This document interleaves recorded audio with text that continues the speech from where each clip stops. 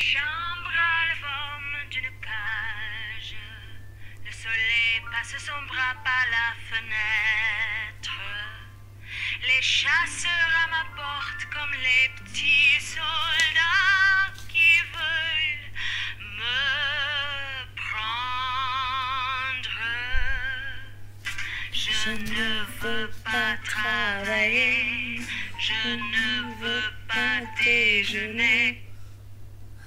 Bonjour les TL, bonjour les TS, ça fait bizarre de parler toute seule avec un ordinateur, mais bon, il est 2 h du matin et je fais une petite capsule vidéo pour la suite du cours sur le travail, parce que je pense que vous n'allez pas lire le document. Donc pour les TL, c'est votre premier cours vidéo. Alors je rappelle un tout petit peu ce qu'on avait fait ensemble à propos du cours sur le travail. On avait vu dans l'introduction cette espèce de paradoxe qui consiste à dire que le travail, c'est à la fois ce qui est pénible, ce qui nous fait souffrir, ce qui nous fatigue, et que pourtant, c'est par le travail que je vais développer un certain nombre de capacités. C'est par le travail que l'homme a réussi à devenir maître de la nature, maître de la technique. C'est par le travail seulement qu'on peut acquérir des savoir-faire et, en un sens, peut-être être utile à la société, ce qui ne vaut pas pour tous les métiers. Avec ces grandes distinctions que je rappelle entre le loisir et le travail. Le travail, c'est le moment où précisément on dépasse le loisir, c'est le moment où on ressent la fatigue et la souffrance. Et puis la grande distinction entre le travail et le métier. Est-ce que là je travaille ou est-ce que là je fais simplement un métier? Le métier, c'est la ritualisation socio-économique, la manière de ritualiser d'une manière sociale ou encore plus d'une manière économique une activité, alors que le travail peut se faire tout à fait en dehors de la sphère économique et sociale. Et on avait parlé ensemble de cette dialectique du maître et de l'esclave de Hegel, on s'en souvient, dans laquelle il y a un renversement. Le maître domine l'esclave au point de départ de la lutte à mort pour la reconnaissance, puisque chaque être veut être reconnu comme un être à part entière, comme un être pensant. Et finalement, comme le maître fait travailler l'esclave, puisqu'il a tout pouvoir sur l'esclave, c'est l'esclave qui va dominer son corps, dominer sa peur, autrement dit sa peur de mourir. Et donc c'est l'esclave qui va vraiment maîtriser, alors que le maître ne faisait que dominer d'un point de vue très illusoire finalement, puisqu'il ne maîtrisait rien, il était simplement dans la domination.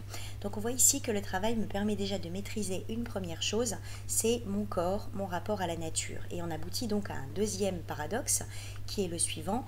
Le travail me permet de dominer la nature, de maîtriser la nature, alors même que si on n'était pas asservi à la nature, asservi à un corps qu'on est obligé de nourrir, asservi aussi à quelque part un cerveau qui a besoin de fonctionner, à un esprit, etc., peut-être qu'on ne se sentirait pas obligé de travailler et qu'on vivrait comme des chats.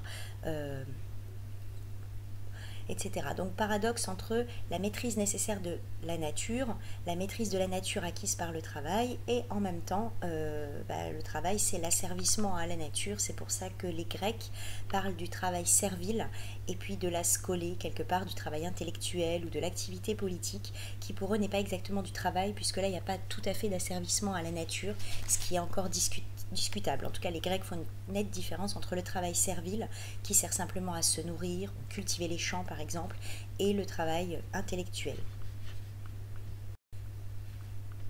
Alors, je voudrais m'intéresser rapidement à deux philosophes qui en fait se répondent, qui ne sont pas très éloignés, qui sont Hegel puis Marx, mais on va commencer par Marx, pour cette première grande partie qui va s'appeler « Est-ce que les hommes doivent travailler pour être humains ?» Et je me réfère à un texte de Marx très célèbre. Je ne vais peut-être pas le lire complètement ici, vous l'avez dans les documents écrits que j'ai déposés dans les cours, mais texte très célèbre dans lequel Marx compare l'abeille à l'architecte en disant que l'abeille est plus experte que l'architecte, mais la supériorité de l'architecte sur l'abeille c'est que même si l'architecte fait des erreurs dans la conception du plan, même si l'architecte fait tout simplement des erreurs, eh bien, il a une idée de la tâche à réaliser, alors que l'abeille, elle agit par instinct, comme toutes les abeilles de son espèce, à toutes les époques où il y a eu des abeilles. Donc, qu'est-ce qui aboutit à cette phrase? Je prends à la fin du texte comme citation. Ce qui distingue dès l'abord le plus mauvais architecte de l'abeille la plus experte, c'est qu'il a construit la cellule dans sa tête avant de la construire dans la ruche. Le résultat auquel le travail aboutit préexiste idéalement dans l'imagination du travailleur. C'est vraiment la dernière phrase qui est importante, donc page 4 du cours. Le résultat auquel le travail aboutit préexiste idéalement dans l'imagination du travailleur. Donc il y a travail, c'est-à-dire il y a travail humain à partir du moment où il y a un projet, où il y a un résultat, où il y a l'imagination qui permet de construire quelque chose. Autrement, ça n'est pas pour Marx un travail humain. Et on verra dans la suite du cours, dans la deuxième partie, quand Marx va parler du travail comme aliénation, que précisément le travail aliénant de la vie de l'usine des ouvriers du 19e siècle, par exemple, qu'on peut encore trouver aujourd'hui dans d'autres modèles d'usines, comme tous ceux qui travaillent encore aujourd'hui, justement, eh bien pour lui, c'est pas tout à fait du travail, mais c'est précisément plutôt l'activité de l'abeille qui fait ça mécaniquement et qui est donc dépossédée de soi, dépossédée aussi d'une humanité, puisque le travail précisément, c'est ce qui nous rend humains. Alors d'abord, le travail nous rend humains parce qu'il permet simplement de développer la rationalité, la raison. Autrement dit, notre faculté de logique, notre faculté de réflexion,